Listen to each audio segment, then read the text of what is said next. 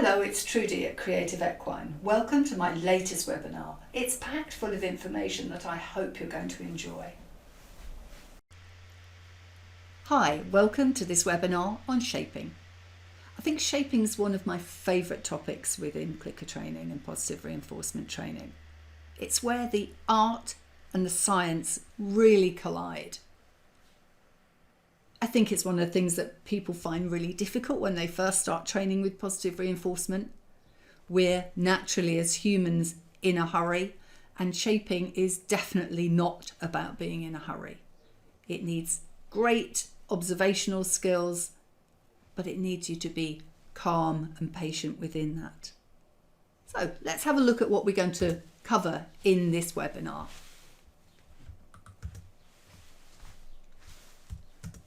So we're going to look at background and support, as we will in all webinars, some basic support information for you, and learning styles, how you learn best. We're going to have a look at those definitions. These definitions come from laboratory work, so they're very tight and they're a little bit dry. We're going to unpack them and see how they look for you when you're in front of a horse training, and how those practical applications really work. We're going to have a look at getting started. How do you produce behaviour? Because if you can't produce behaviour, you're certainly not going to be able to shape it. We're also going to have a look at getting duration by shaping. Longer periods, longer distances covered, and how you need to get to that final goal behaviour. You'll often see goal behaviour described as target behaviour. It's nothing to do with training with a target. It's that end behaviour that you're looking to train towards. We're going to look at how you can avoid frustration and confusion in your training. Those of you that have already taken my webinar on how to keep calm when working with food and training horses will have covered this in some detail. It might be worth picking up that webinar now if you would like to know a little more about that. But we can, by avoiding extinction, using errorless learning, we can avoid our horses getting stressed, and when they're not stressed, they're going to learn more. And when they're not stressed and are learning more, we're learning more. So it's a win-win situation. We're going to look at what you will train, what you will choose to shape in this course that follows the webinar. Whether that is an ethically correct behaviour to train, and whether it suits your horse, and how you will find these things out. And of course, we will always look at safe practice. Safe practice for your horse is the horse being comfortable in its environment, well fed, well watered, got company on hand if it needs it to remain relaxed in the work area. For you, safety is going to look like wearing appropriate clothing and safety equipment should you need it, and choosing your work area carefully so that you know you can be comfortable and your horse can be comfortable and safe too. How do you learn best? Well, I learn best by a variety of methods. I love to see people doing things. I learn a lot from watching other people, which is why I set up these courses to have an interactive part, because even if you aren't able to interact as much as you'd like to during the course, you can follow other people interacting and training with their animals, and that is so important. In fact, I'd say it's crucial. I also like to listen to podcasts, especially when I'm travelling about or when I'm sitting down of an evening having some quiet time. I love listening to podcasts. I like to watch videos, and I love discussion groups. So there's lots of ways to learn. Some people like to read, some people like reading books better. I think we're all liking a little bit of all the learning methods, but think about how you learn best and take from me what you need. I have all this information in me that I've picked up over more than 25 years training with horses. So avail yourself of that information. Take from me what you need. Please don't share that with other people, because if they're not within the training group that we find ourselves in, they might take it and run with it with a horse that is not at that stage, and they're not getting their feedback from me. So please, it's information for you that you find in this webinar and the support group that will follow it, or if you're taking it independently, the feedback that I give you personally. Tell me what support you would like. It's no good getting to the end of a 2-week period and finding out that I could have supported you better in another way. So please tell me right at the beginning if you have special requirements for learning. Let me know as soon as you can so that I can help you with that. As soon as I put planning up, everyone has a deep sigh and is very frustrated. But honestly, planning is essential. And I do go on about it constantly. Within this webinar, you will get for free during the training period a short webinar on planning, because that's how important I think it is. I'd rather give you that and make sure that you have it. If you've taken my other courses, you've seen it and you know how I feel about planning and how important that is. It's not something you can pick up overnight. If you haven't been planning, you need to learn to plan, and we will help you find your solution to planning. And there are many solutions. Only recently on a course, someone came up with a great idea, and they literally popped in front of the camera just before they started training with their horse and told me what they were going to do. I'm going to be training with Fred today. I've got carrots in my bag. I have my clicker. If things go wrong, I'm going to put some food on the floor and walk away and give ourselves time to think. It was that simple. It was great. So there is a solution to your planning. And remember, in fairness to your learner, don't avoid it. I used to be a seat of the pants trainer. I used to think, you're not a real trainer if you have to go in and plan. It should all just ooze out of you, this amazing training. It doesn't. Yeah, there are times, there are situations where I don't have to plan. But generally, that's because it's something that I'm coming across very regularly, day in, day out. But for most of us, planning, just a general plan and then a shaping plan for the exact behaviour you're going to shape is really important.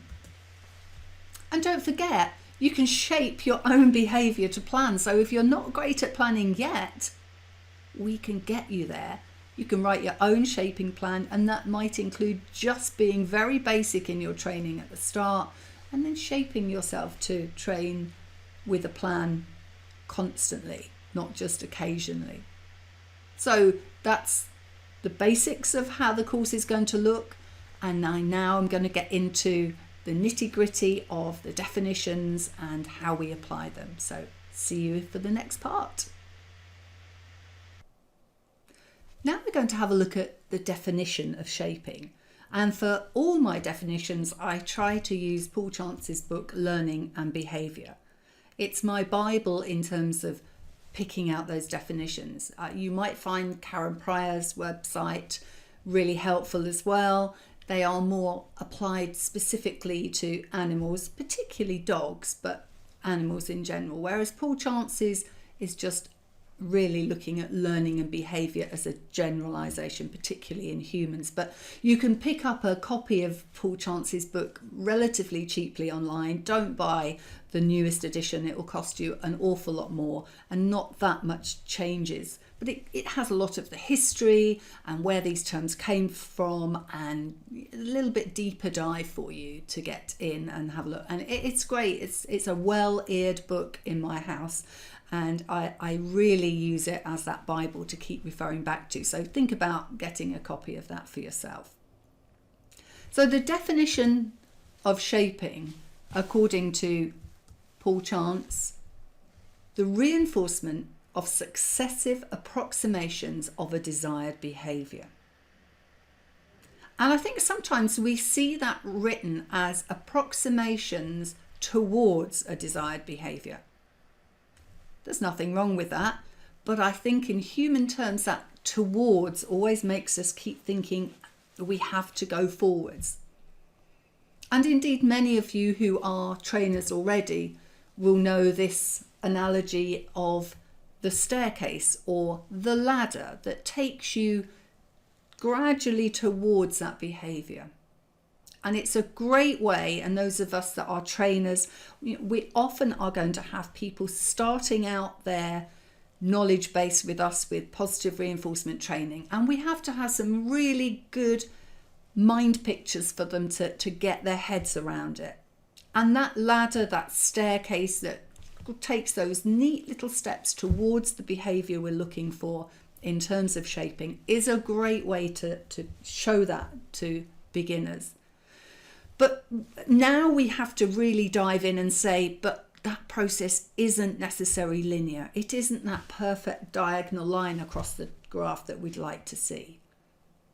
I think when you have a horse standing in front of you, you'd love that to be the case, but you very quickly learn that it isn't. And I think that can be frustrating. And I think that's why sometimes people really fall out with shaping. They just don't understand it. They found it easy to get a target touched and that was it. And then it got difficult when they had to start to do other things and get that behaviour moving further forwards, adding duration or really finessing that behaviour. So try not to think of it as a linear process. I think it's much better for me personally to think of it like this wall made up of the tiniest little pieces, some of them bigger chunks, but really not going up in that nice tidy line. I think if you think of it as a stone wall that a really skilled wall builder is making, a dry stone wall, the skill is in picking those right shapes to put into that wall. And that's what shaping is. It's that skill of knowing which stone you need to form the foundation, but then which little elements you pop in where. And I think that sometimes you also find with the step ladder or the stair analogy that people are not prepared to take those steps backwards. And of course it isn't always about just going forwards. And within a behaviour, if we look at something like a shoulder in that has many little tiny components within one behaviour, we might be training different elements of it at different times before they bring them together. I'm not talking here about chaining. We're going to have a look at that in a minute. But some of the more complex behaviours will have many elements to them, and it's not necessarily that we start at the beginning and keep heading on into that behaviour on that linear line. So I tend to think of it more as a wall with many parts that you almost can't take one piece out and say it's the most important stone, but that they're all important, whether they be the tiniest little piece or a big foundation stone. So shaping really has to be thought out process where you don't always get disappointed when it doesn't take you in that nice straight line towards the behaviour you're trying to shape. So remember, the definition, the nitty-gritty bit, the reinforcement of successive approximations of a desired behaviour. So it is towards that desired behaviour, but they're just successive because they happen one after the other. Remember, you need to take fine slices. Those big stones don't come about because we just picked up a lump and tried to work with it. Those big stones come because the learning is solid. They are big stones of learning rather than the fact that you chose to try and teach your horse something that was too big at once. So taking those fine slices, making shaping very, very particular. And it's a real art. So what does this really mean? I think first of all I want to clear up that confusion between shaping and chaining, which many people have. And that's totally understandable. They are great topics within training with positive reinforcement and without positive reinforcement. They happen in the world of training full stop, not just in positive reinforcement. So if we have a look at shaping, shaping is a discrete behaviour. It's not multiple behaviours. Although when you take something like a shoulder in, that may well be several elements within the finished goal behaviour. Remember, that can also look like a target behaviour. You might see that written.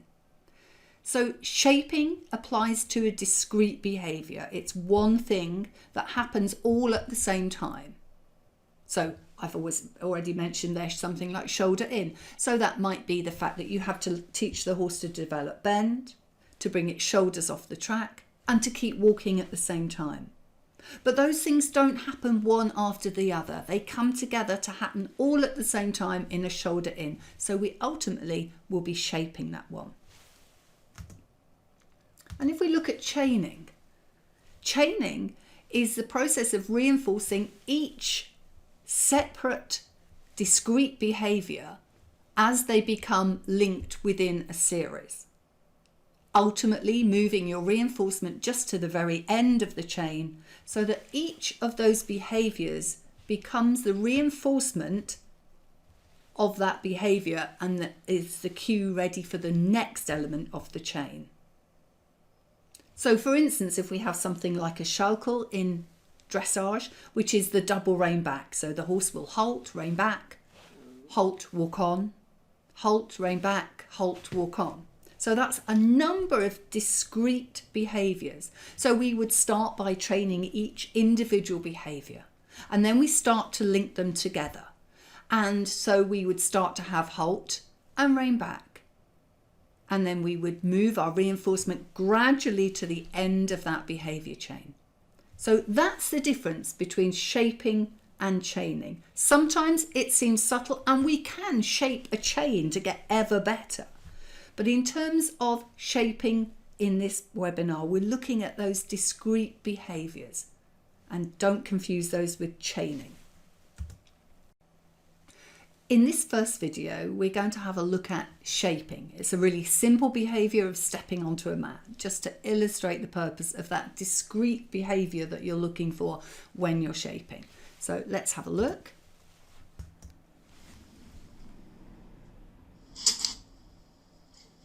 And you'll see there, Jenny clicked when Travis got his left hoof onto the mat. That's what she was looking for. She clicked and reinforced. And gradually she will shape that behaviour so that he can stand centre on the mat, because that's the behaviour she's chosen to work with.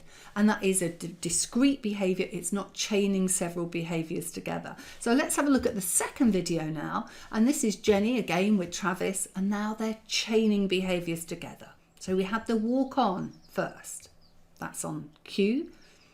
There she guides him into the parallel poles. So you can see that again is a nice smooth behaviour. He's not halting, waiting for his reinforcement. This has been chained together as a sequence of behaviours. Now they're turning and she cues him to stand onto the mat and touch the comb with his nose, and he gains his click and reinforcement for that very last behaviour.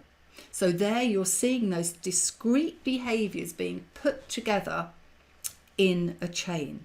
Well, of course, you can shape a chain. You can improve how the chain flows and all sorts of things within the chain.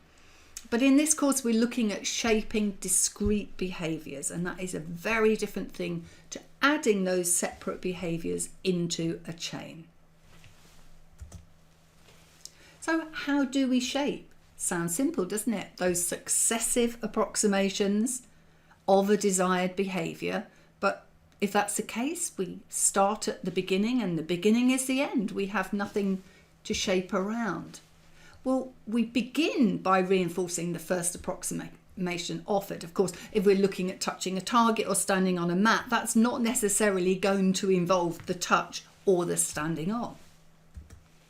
And then we look for a closer approximation to reinforce. And that might require us waiting for a split second longer.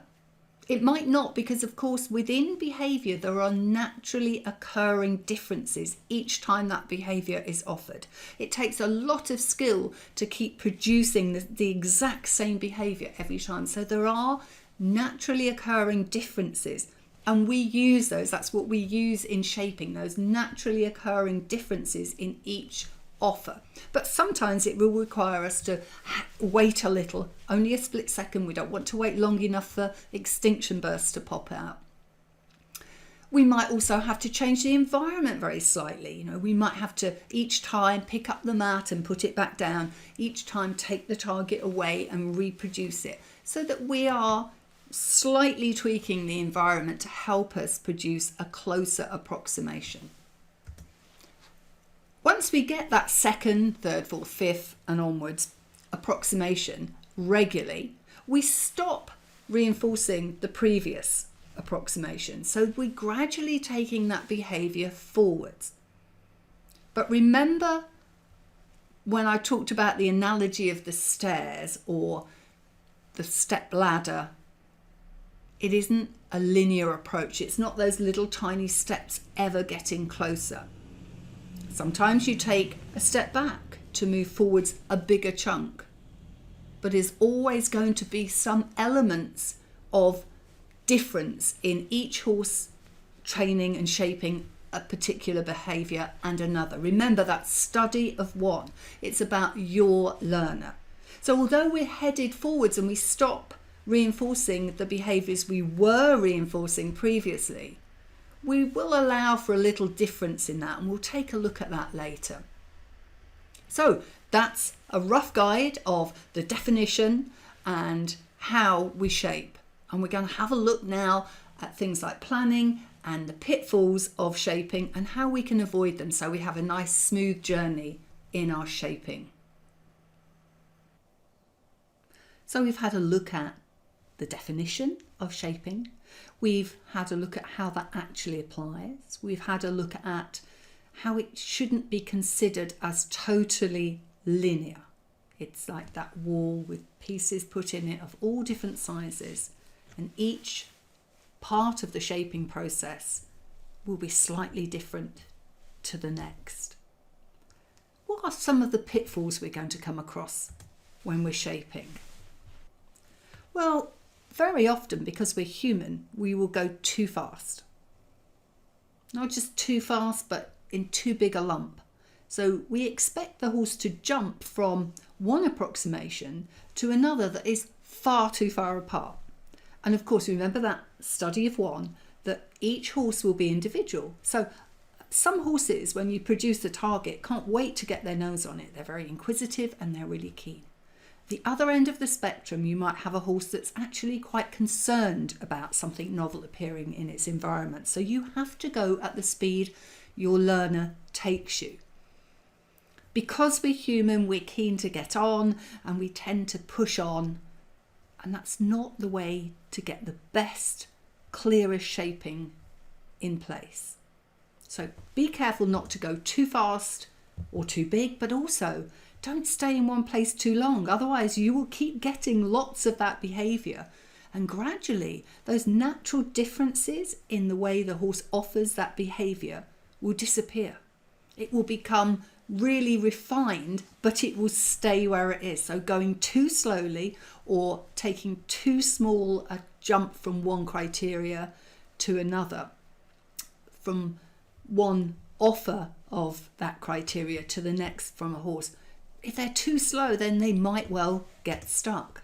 So remember that fine slicing and not lumping. That's a well-known phrase in clicker training, but don't forget it. It applies to you as well.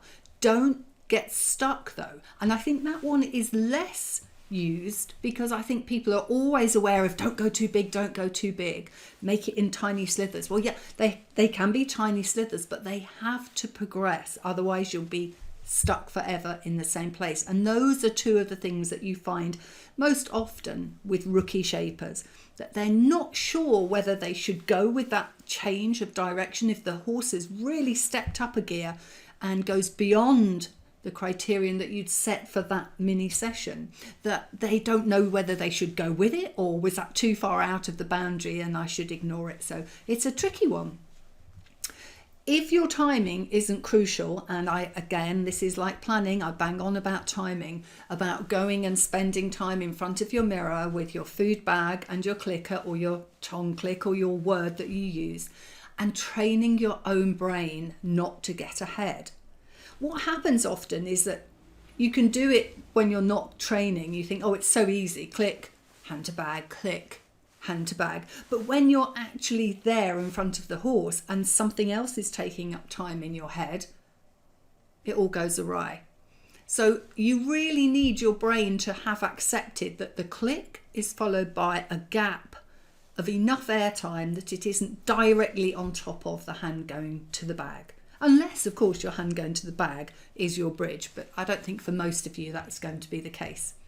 So if your timing of your hand to your bag after the click is out, that's one issue. But you might also be a bit slow to capture the behavior you're after. So you click about a second too late. You see it, you get excited inside, and then you think, oh, I didn't click. And in those situations, I always say to people, you don't have to click, If you get it wrong, if you think you're wrong, just go to your bag and feed your horse on that one. Maybe make it a little different, put the food onto the mat or into a bucket or whatever. But, don't worry, it's not the end of the world if you didn't click. But it's probably worse that you click late because you're going to pick up what we call superstitious learning. And that's where the horse has already gone on to perform the next part of a behaviour. So if we look at something like standing on a mat, we ask the horse to walk onto the mat. It picks up its foot and puts its foot on the mat, and our timing is poor such that we click just at the time the horse picks its hoof right back off the mat again. So the behaviour very quickly can become for that horse, stand on mat, pick up foot. And you'll see it a lot in different training, and probably within the group we'll have a look at some superstitious learning, and I think that you will find it in your own training. It's very easy to spot, it's easy to avoid, but it's something really to have in mind right at the beginning. I need my observational skills to be perfect. Otherwise we get those confused signals, and very often people aren't sure. They start adding their cue early. Remember, this webinar's not about adding cues. It's specifically about shaping, how we shape a behaviour from where it was to where we want it to be. So adding confusion by other signals within that training arena, one day wearing a certain thing, another day having noises going on and people watching you, whatever those confusing signals might be, just be careful that you're not adding things to the environment that are going to be confusing for your horse. I think one of the hardest things as us humans in busy times is being unprepared. I've spoken about planning already, but if you plan, you can think about those unprepared moments and be prepared for them. Just think how you're going to take a call on your phone. If you decide to leave your phone on and take calls during a training session, which I would rather you didn't, but if it's absolutely necessary and that's the only time you can train, have a plan for what's going to happen when your phone rings. Or if you forgot to turn it off, what would you do? Could you put some food on the floor and walk out of the arena and come back once you've taken the call, where the horse knows that it's had its moment and you've had to leave? So try not to have those moments, but we are human and they are unavoidable. We've all been on the livery yard when somebody happens by and says, oh, what are you doing today? And think, oh, I'm just training. I'd like some peace and quiet, please. So those things happen. Have a plan for when they happen. Don't be unprepared. We're going to look at criterion shortly.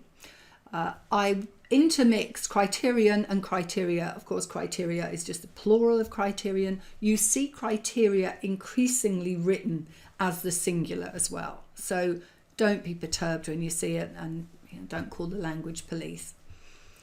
When we introduce a new criterion, so that is when we are moving from, say, getting close to the mat, and then the next criterion might be, well, I'm going to look for the horse getting onto the mat today. You can relax the rules a little bit around it. You can relax, what your horse might be expected to offer. Don't be so, oh, he did this yesterday and now I've upped the criterion, I've changed it, I've moved it forwards. He's not doing it. Well, it's obvious that sometimes when we take on that new stage of learning, that we just can't deal with everything that we did before, but it will all come back together again. So don't worry if you are introducing new criterion, just relax your rules a little bit around that. Of course, we often are going to find that progress slows. That's a natural part of training. Remember, you can just go back a step or two or however many it takes. Don't always think you need to be pushing forwards. If progress slows, there's a reason for that. It might be that your reinforcer's not reinforcing. It might be that your timing's out, and you just sometimes need to either go back or stop and have a rethink and see where you go forwards from there. Always remember to put your learner front of stage, centre front. It's your learner that's important, not you. I think in these days of social media, it's too easier to put ourselves and the latest training project up front. Can't wait to get a video up on Facebook. And then we sometimes aren't true to our learner in doing that. So make sure they're centre stage.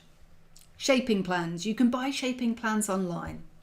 And that's a great idea to be able to read through them and see how you would produce one. And I would encourage you to share with me your shaping plan so we can just go through that process. It's a great thing to do. This is what your shaping plan might look like. It might also be a page of scribble, which is absolutely fine as long as you've gone through the process and you can see what the plan is to go forwards with your shaping. So we start off by looking at the goal behaviour. That's right at the top, and in this case I've got two scenarios which we'll go through, but it's the same behaviour, putting the horse's head into a hula hoop. It's great for starting off, training them to put their head into a head collar or a bridle. It just gives you more space to train it. And you're going to then drop down to the bottom of your shaping plan and put in an existing behaviour that you think is closest to your goal behaviour. If you see in scenario A there, I've put touch target. I have a touch target cue in place so I can offer the hula hoop, give my cue of touch. The horse will go to touch the target and I can click and reinforce it. Then I can shape towards them, putting their head centrally within the hula hoop and very gradually to drop further and further into the hula hoop. And remember that in behaviour popping out, it has natural changes. You don't go to pick up that pen the same way every time in exactly the same way. It's not until a golfer or a cricketer or a tennis player has played that shot thousands of times that they're getting it more and more times in that centre gold spot of behaviour, perfect behaviour. So you're always going to see those slight differences, and that's what you use in shaping to encourage those little changes towards the goal that you're looking for. In scenario B, I'm looking at no existing behaviour that's close to it. This might be because it's a feral horse that's only recently been brought in, and very quickly you need to get that horse to be wearing a head collar. At this stage, we aren't going to be offering it close up because it might well be worried about new things in its environment. So we're going to probably work in protected contact where we have fence or some barrier between us, and we're going to let them have that hula hoop in their environment at a distance that they feel comfortable with, and then gradually shape it in the same way that it becomes the scenario A, where they gradually put their head further and further into that fixed hula hoop.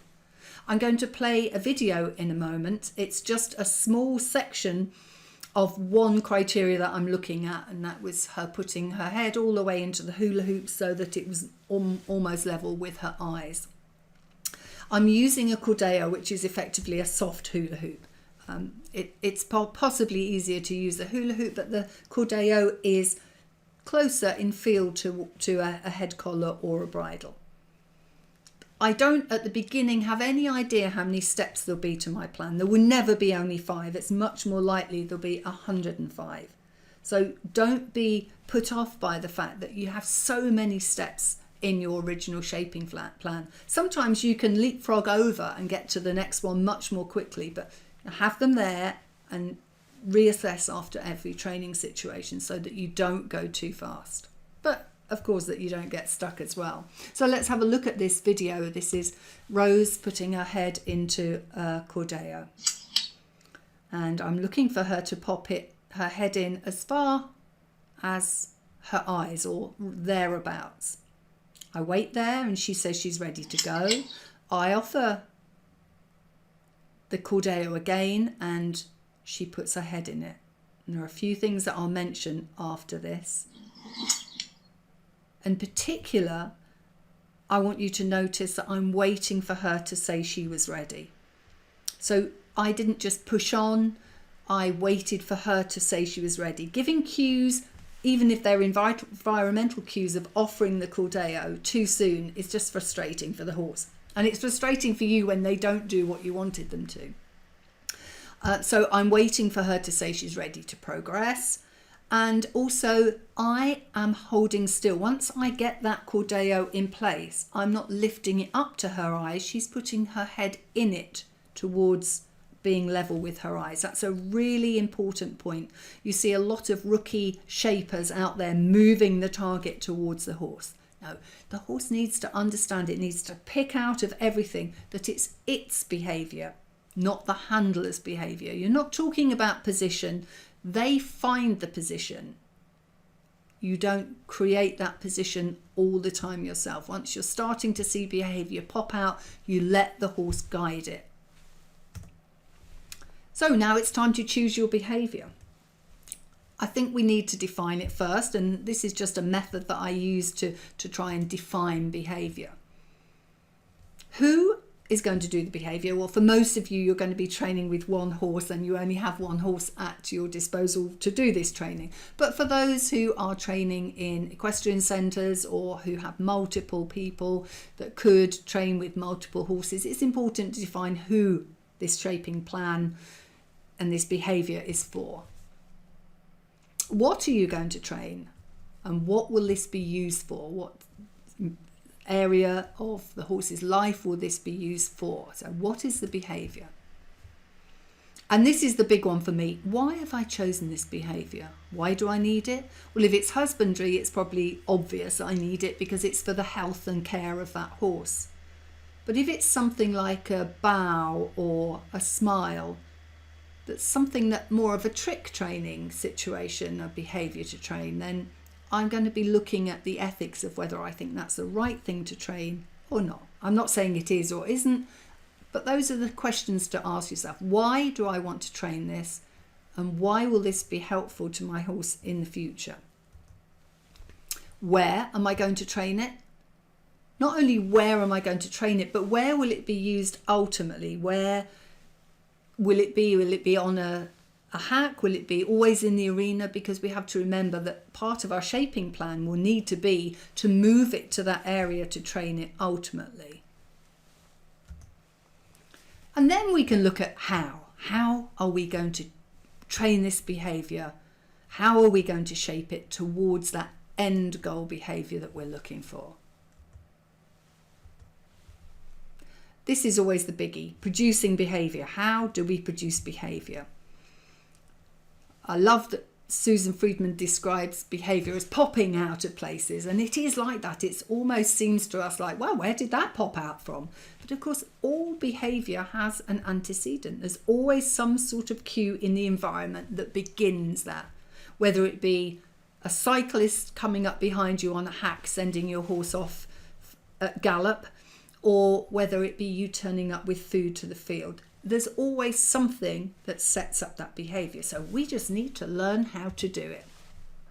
Of course, we can just find the closest existing behaviour, whether that's existing in the horse's natural repertoire or something that we've already trained. So it'll be something similar along the same lines as, but not yet the same as the behaviour that we're going to try and shape.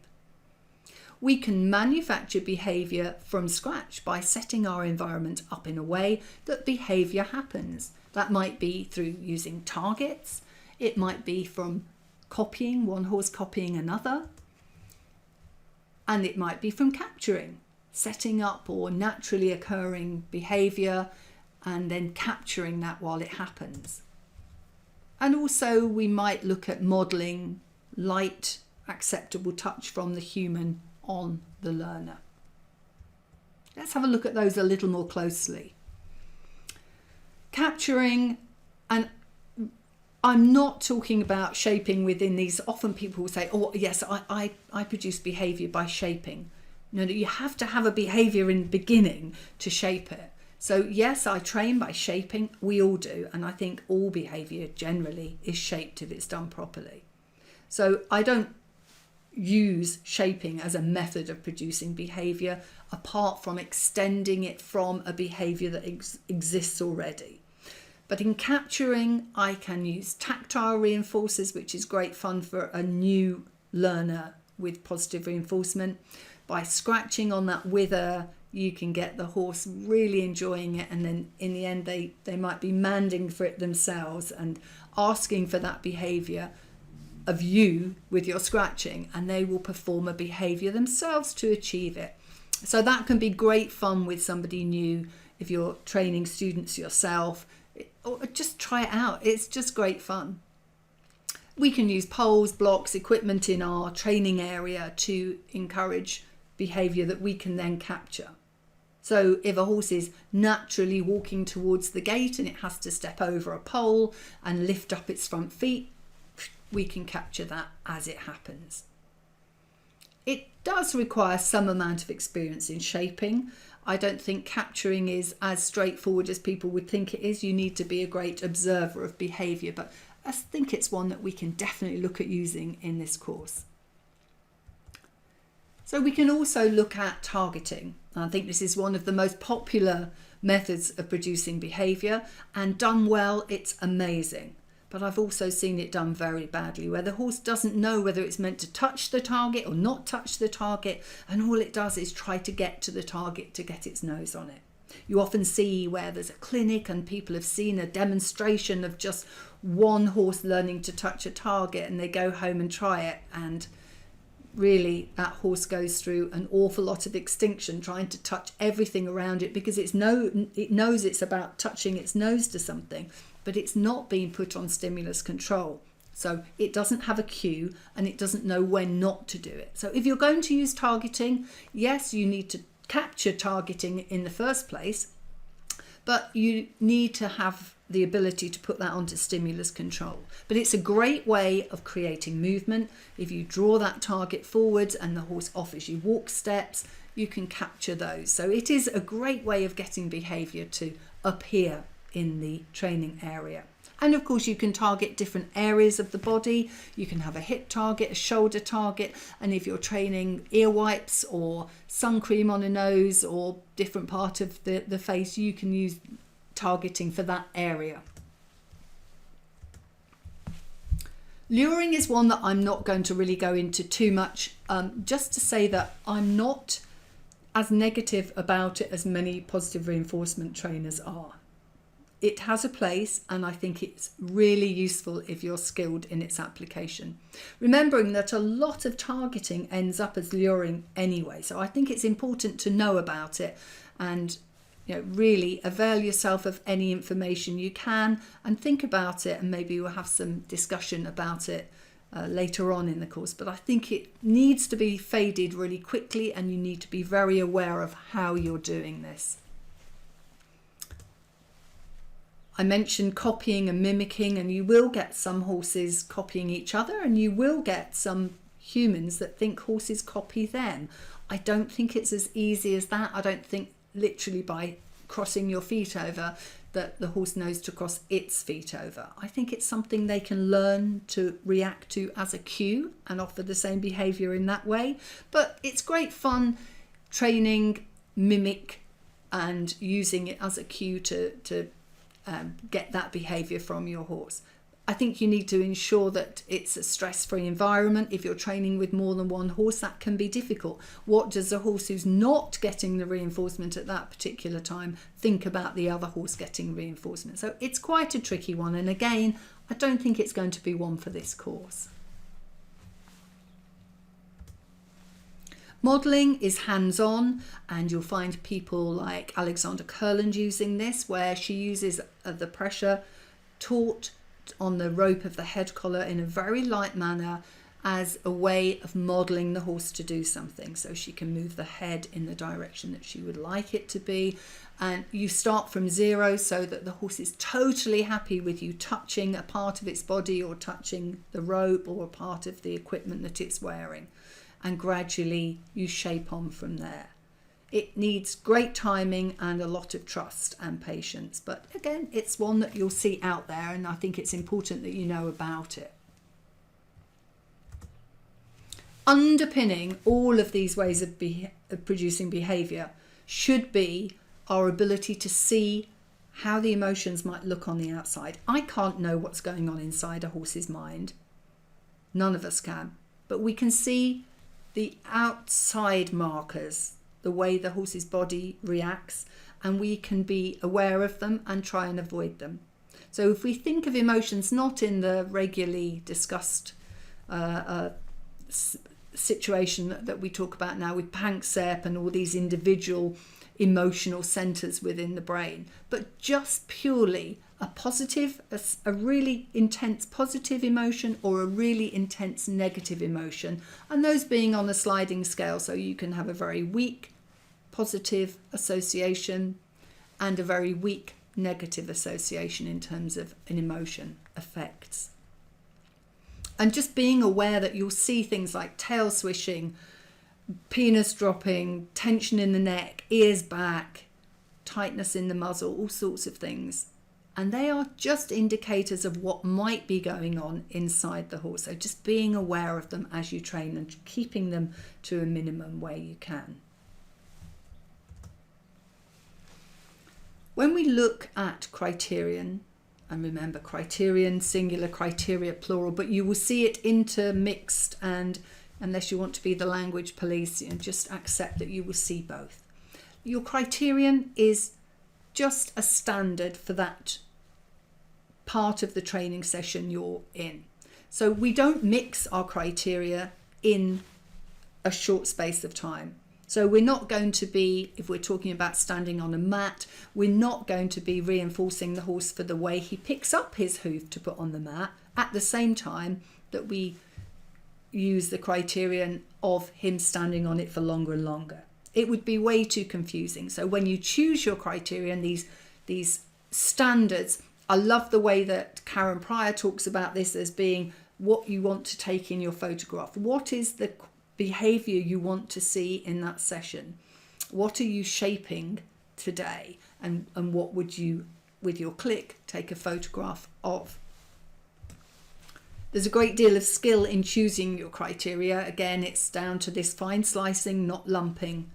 And you need counter criteria. You need to think about what you're going to drop off at the same time as what you're shifting towards with your criteria. And that's really essential. You need to pick your criterion such that you can get in with your marker and reinforce. So the immediacy of reinforcement is really important. It's no good marking a moment while the horse is actually still in movement, unless it's movement that you're after. So if you're looking at shaping a horse to keep his leg up and you mark as it's going up, then which area does the horse think he needs to produce more of, the picking up or the keeping it still? So you need to be really sure that you can get your reinforcer in, you can time your marker to capture the moment that you really want. So your timing is essential. Choice of reinforcer for the task. Of course, we've looked at this in other courses, other webinars, making sure that you have a good slow chew if you want a relaxed stationary horse for the behavior you're shaping. If, of course, you want movement and lightness and a quick response and lots of them, then you're going to look for a faster chew, something wet, something like an apple or a carrot. We know you need to be able to plan. We've looked at that. I'm not going to go into that anymore. But you also need to sometimes know how to work off plan.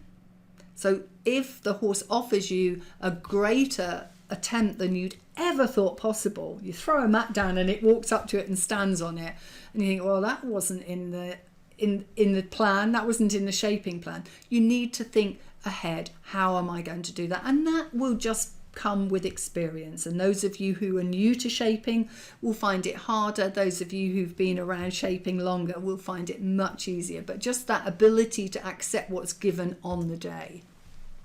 Of course, with your criterion setting, you need to understand that it is that non-linear approach, and that sometimes you might go and look at another area of that behavior and your criterion might address that. So speed of response might be really important for you today, and then in another session you might look at the accuracy and how it gets put onto the mat, or how the nose touches the target. And please, knowing when to stop. It's really hard for us because we're all so keen to train and to show our results and for our horses to have a better relationship with us, because let's face it, that's what this is all about. It's about building up a great communication. So knowing when to stop so that you don't spoil that relationship and that great communication.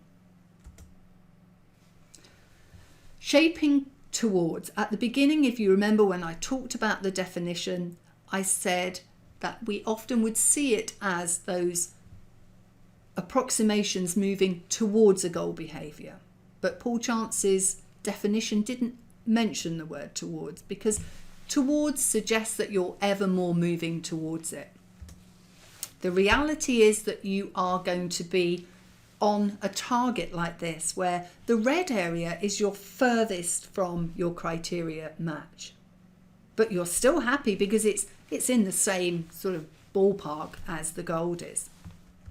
And then when you look at the blue area, that's modifying closer to the goal behaviour that you'll find in the gold area, which is really where you're looking at when you finish your session. So you might start by accepting a lot in the red area, and you're gradually moving in to the blue, to the yellow. But you will still be getting some reds pop out. It's not always going to go, well, we got into the gold and we stayed there. Remember, it's not linear, so the line isn't going to go red, blue, gold straight away. So your target criteria is around that locus in the centre, but it's never going to be a pinpoint, certainly not at the beginning, a pinpoint criterion. It's always going to be an area. And then, of course, when you train the next time, if you were getting great results and being focused around the gold, then your gold will become the new red for the next time you're training. Your shaping plan will give you your red, blues and golds, and you can gradually bring it in around that locus. But you might intentionally, with duration or distance when you're shaping those, you might intentionally toggle in and out between the red, the blue and the gold. If you keep adding a step each time to duration of a walk, at some point the horse might wobble a bit and feel that it's not secure enough and it's not had enough reinforcement to back up those walk steps. So by intentionally choosing to sometimes reinforce 2 steps, sometimes 4, sometimes 6, and toggle in and out to get the horse's confidence, we might intentionally do that. So make sure that you identify your criteria, and not just your criteria, but the way within that criteria you will just shuffle in closer and closer around that central gold. You need to hone your observation skills to move in the general direction, but not panic when they're not all on that linear progress. And you need to be in the moment so that you see the ones where there's quite a few reds, a couple of blues, and then a gold. Because if all you notice is the ones that go into the gold, then that's going to make your progress difficult and you're going to feel frustrated and not be able to continue. So we've had a look at criterion, we've had a look at the pitfalls of shaping and the things that we can so easily get wrong. We're nearly there, we're nearly at the point of getting into starting to shape that first behaviour. And so we'll move on now to the last section of the video.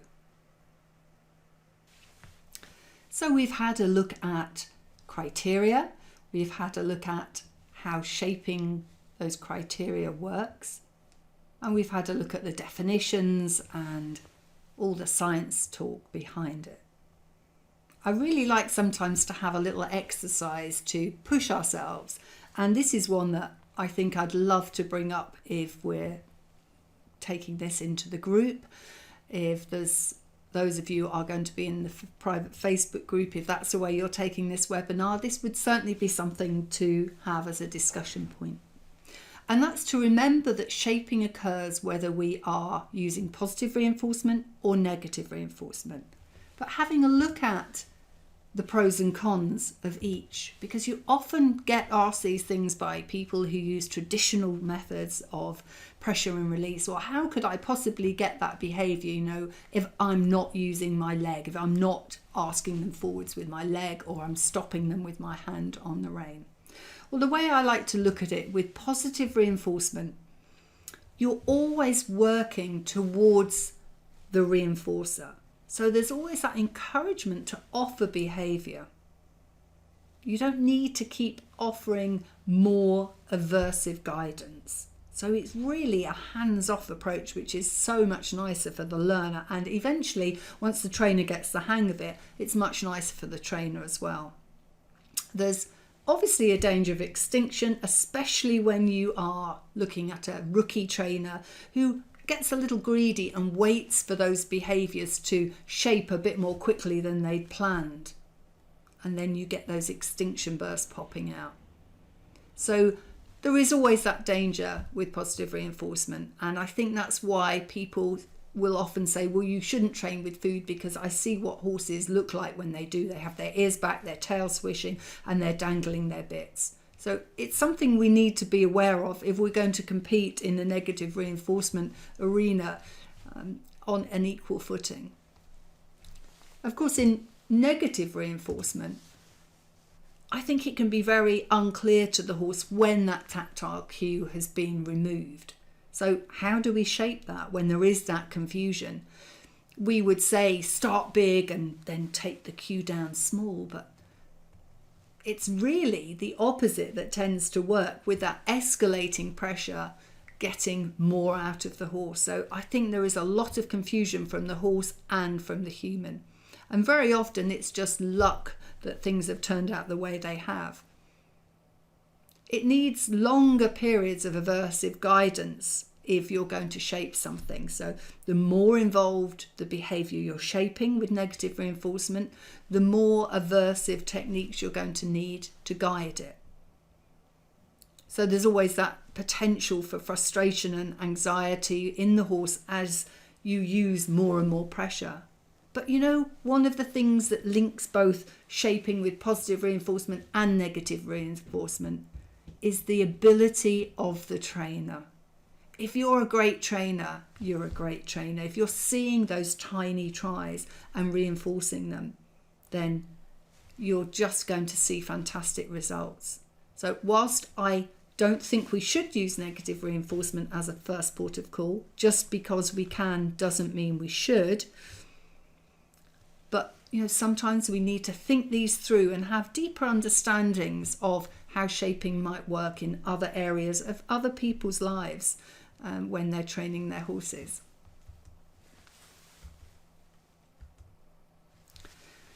I talk a lot about errorless learning, and it's something that's much newer in the field of positive reinforcement, and it is very, very welcome.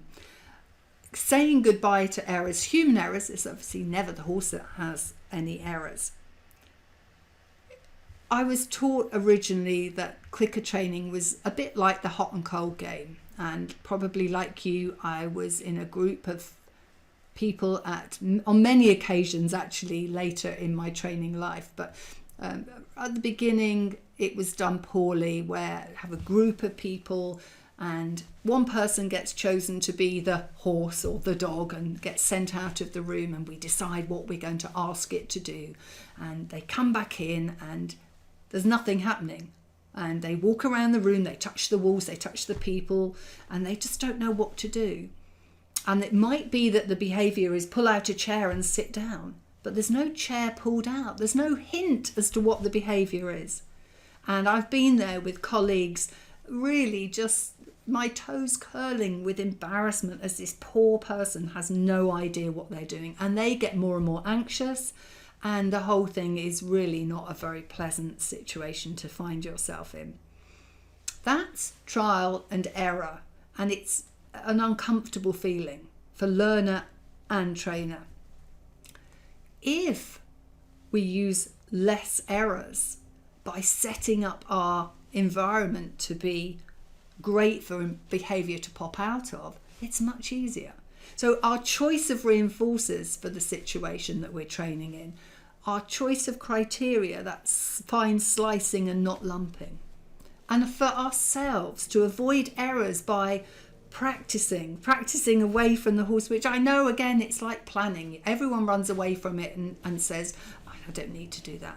But I've spoken about it already. It's about training your brain to understand that the click or the bridge word is what releases your hand to the bag to get the food. So it's timing your click to be right, and it's timing of your mechanical skills, getting those right, and honing those observational skills by watching other people and by doing it for yourself.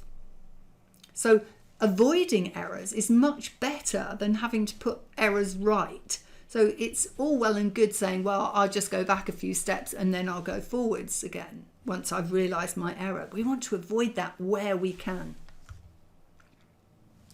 So it's not trial and error. It should be error-free where we can. Less error at least. And practicing until you're perfect to get all your mechanical and timing skills right. How else can we avoid errors? Well, again, I bang on about a high rate of reinforcement. And, some of the more traditional positive reinforcers, and it seems funny to say that there might be some more traditional trainers amongst the positive reinforcers, but this has been going on for years. It's not a new thing. It's been going on for 20 odd years, and before that, but in a much smaller way. But certainly with horses, this has been 20 years in the making. So there are some people that started out with it, and this greed of wanting more and more, shaping far too quickly and not having that rate of reinforcement high enough. So really not worrying about how much food you're giving at the beginning, but not throwing it away either, not just giving it away for nothing. So by giving that support and guidance, you can avoid those extinction bursts. So you need to set up your environment that the behaviour pops out. In that example of sending someone out of the room and shaping them to get the right answer that I was talking about, if we'd have put a chair almost that she fell over as she walked in the door, she's much more likely to have thought it was about a chair. And then we could have sent her out for another try, and when she came back, the chair might have moved, but she'll by then know it's about the chair. So setting up your environment, not just for behaviour to pop out, but for the right behaviour to pop out, because it's much easier when you get the right behaviour to shape it than it is to undo the things that you didn't want to see. So giving support and guidance, avoiding extinction at the beginning, just means that you get faster and cleaner learning from your horse. It's much less stressful for them. And let's face it, it's going to be much less stressful for you. Some of the often forgotten essentials when we're shaping. People do a behaviour, train it, shape it to roughly look how they want it to, and then they forget to add duration. So if we're standing still, we want to add how long we might want the horse to stand still for, so that cue means stand still until I ask you to do something else. So not forgetting to add duration, be that time or distance. Polishing up that behaviour. You work so hard at getting it, and then so many people don't polish it to that final degree that it's beautiful, that absolute exquisite behaviour. Maintenance, and I think this is just one of those things that you have to learn to get over. So many people ask me that question, when am I going to be able to fade the click? It's like it's so important to them that they can stop clicking so they can look like everyone else. Well, you're a clicker trainer, you're using positive reinforcement. Why would you want to look like everybody else? And why on earth would your horse want to keep working for nothing? So you need to maintain those behaviours by practicing, but also by maintaining some amount of reinforcement in the important ones, or at least shaping them and keep going so the horse has an opportunity to earn reinforcement for things. I mean, just because you got good at something shouldn't be a reason for your boss to stop paying you, and I think you'd be pretty put off working if he did. So maintaining behaviours with that high rate of reinforcement when needed and fading it when you can, and chaining things together so that you really can finish behaviour. So you might finish a discrete behaviour, you might feel you finish shaping it, very often not, but it'd be nice to think you could finish shaping a behaviour and then add it to a repertoire, add it to a chain of events so that there's still reinforcement going on for the horse. So it's never getting less reinforcement in a session. It's always getting plenty, but that it is evolving those behaviours as it goes. So don't forget your essentials. So some final thoughts as we come to the end of the webinar section. When we set up the environment so that behaviour, as Susan Friedman puts it, pops out, we can gradually shape the behaviour we need and fade back those environmental stimuli, and that includes us. So it's great when we're shaping, we use all these things to get behaviour, but we need to remember to fade those back, those environmental situations. So that means doing it in different scenarios, different places. If you're training and shaping a stand still while I move about in different directions. Do it in different places, not just the place that you trained it in the first place. You can add in disturbances and distractions, and that might mean moving it to a different place, but it might mean bringing another horse into the area to work at the same time. It might mean bringing other people in. It might mean bringing noise in, so that if you're using this behaviour in a sport or another area of life with the horse, that it is a little bit used to doing it with things happening at the same time as that behaviour.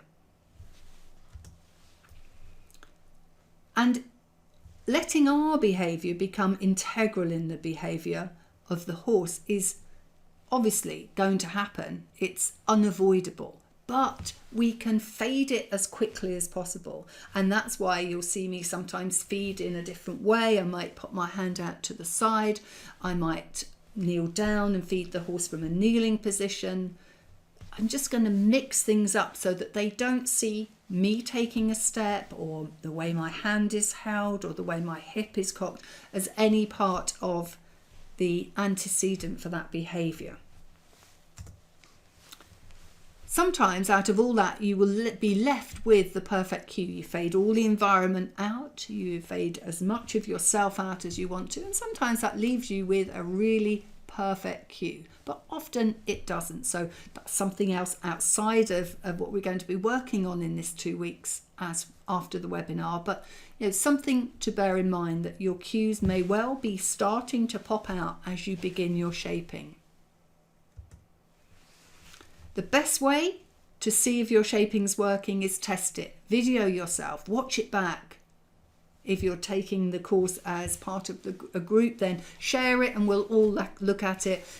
Lots of people can see things that might just give you a light bulb moment with that behaviour for your horse. I'll certainly be looking at all the videos that I get sent or that are being shared if we're doing this as part of a group.